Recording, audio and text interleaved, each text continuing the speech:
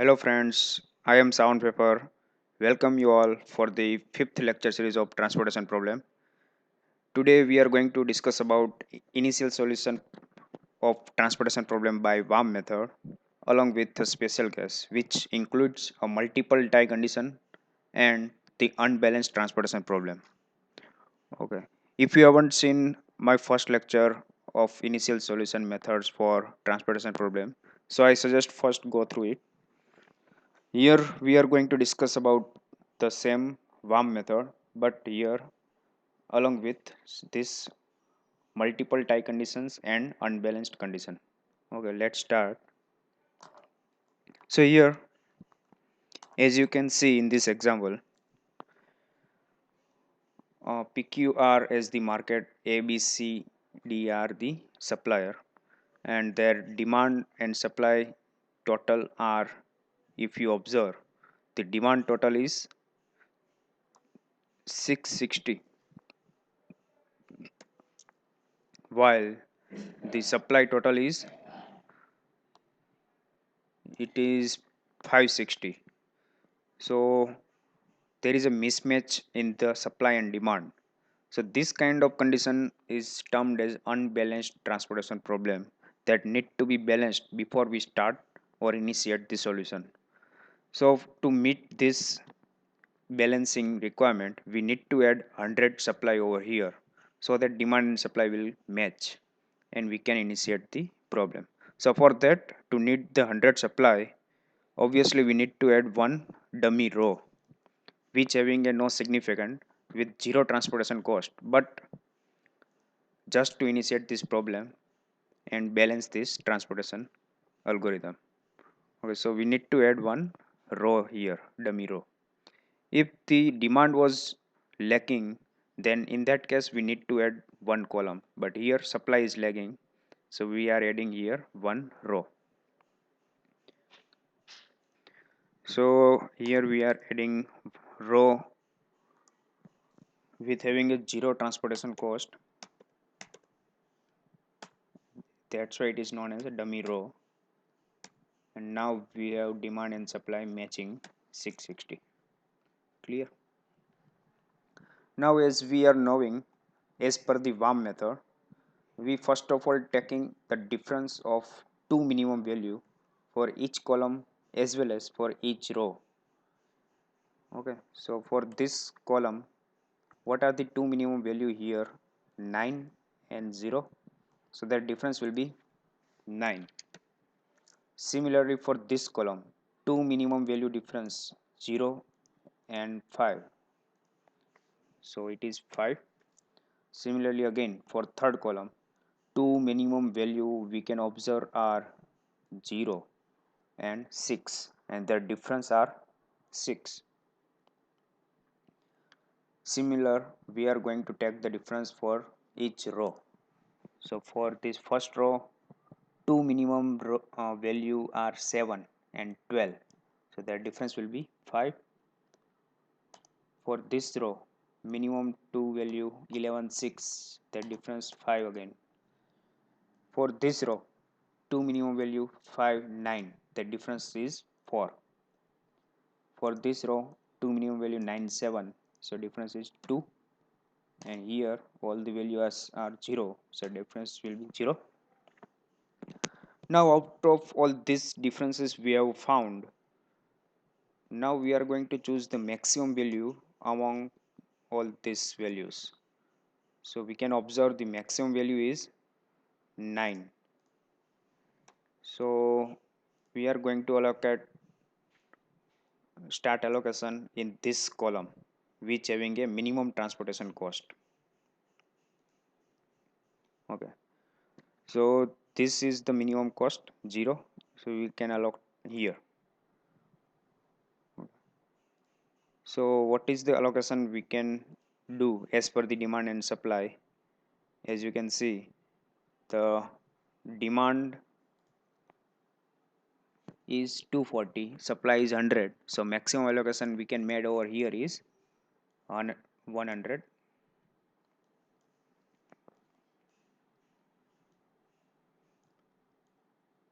Okay, So this allocation has been made, and we can strike out as this supply is satisfied. And out of 240, 100 is consumed, so remaining quantity is 140.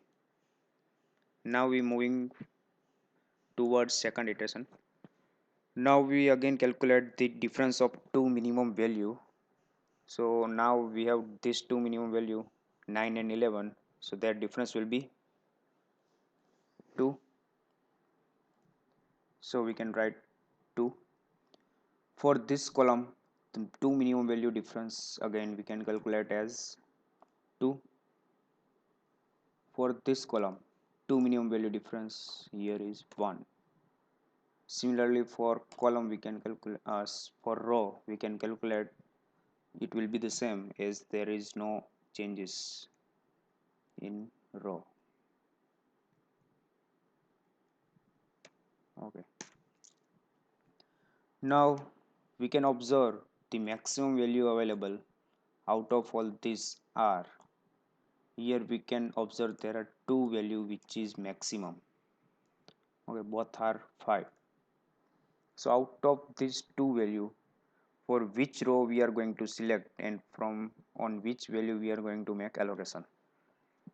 So let's check one by one.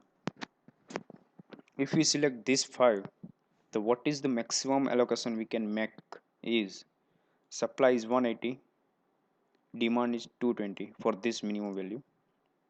So maximum number of unit can be transported here is 180. Okay, if we select this 5, now we check this condition. If we select this 5, so for this row minimum value is 6, and for this value maximum number of unit can be transported is 100 as per the demand supply. So here we can only make allocation of 100. Why? While here we can make 180 units allocation. So this will be the best situation for out of these two. So we are going to make allocation over here.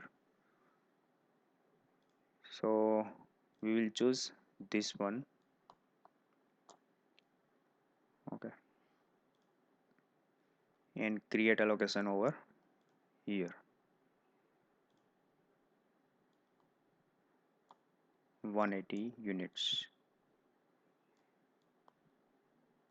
So this will satisfy this supply, and out of 220, 180 is consumed, so remaining quantity are 420, 40. Now we'll move forward for the third iteration. So again we calculate two minimum value difference. So here 9 and 11, so difference is again same 2. For this column again difference is 2. For this column difference is 3, 6, 9. Now for this has been striked out.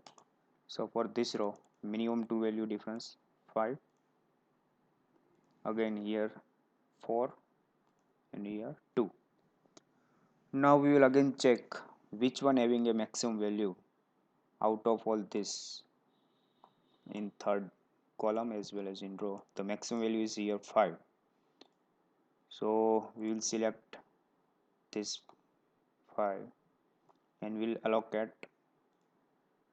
in this respective row having a minimum value. So here minimum value is 6, and maximum allocation we can made as per the supply and demand is 40, and this demand has been satisfied, so we can strike out this column. Now moving forward, again we taking the difference of two minimum value for this column, it will be again same 2. Here for this column again it is same 2, and for this it striked out. Now for the row this one is striked out, and for this we have 14, 11, so difference is 3. For this we have 9, 5, so difference will be 4, and here we have 11, 7, so difference will be 4. Clear? Now we have to check the maximum value. So again you can observe in all this value the maximum value is 4. Here we have again tied. Either we can go for this row or this row. So let's check. If we go with this row, minimum value is 5 and maximum allocation we can made over here is for this demand and supply. The maximum allocation made here is 160. If we go for this 4, then for this minimum value, the maximum number of allocation can be made is 120. So obviously we will go for this one. Here we can allocate 160 units. Okay, so we are going to select this 4.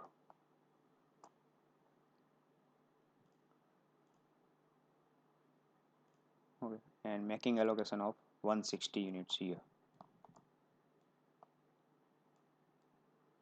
and this will satisfy this supply, and out of 200 we have remaining 40 units. Clear. Now moving further, taking the difference for this column, minimum two value difference 11 14, so it is difference having a 3. For this 11 7, difference is 4. For this is striked out. Now for this row is gone, striked out. This row having a 11 14, so difference is 3. This one is gone. This having a 11 7, so difference will be 4.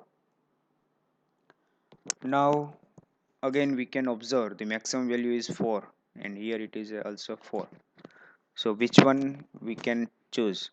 If we go for this 4, the minimum value in this row we have obtained is this, and if we go for, and allocation can be made here 40 120, so we can make 40. And for this 4, minimum value again the same, so there is a no issue in this case. You can choose any one. Here it will not going to create any trouble because the value we are getting the same, and the allocation we can make the same in any case. So we can allocate only 40 units and this is satisfied. Clear. Now we can allocate remaining values if any are unbalanced. Here you can see 40 is supplied, 60 remain to be supplied here, so you can allocate 60. And you can also check the demand. The remaining demand was quantity out of this 140, 60 is consumed, so we have left with 80 units. And here unallocated cell we have one more allocated cell here, and we can allocate here 80. As out of 120, 40 is consumed, so here again we have 80 supply, and here we also left 80 demand, so that can be allocated here.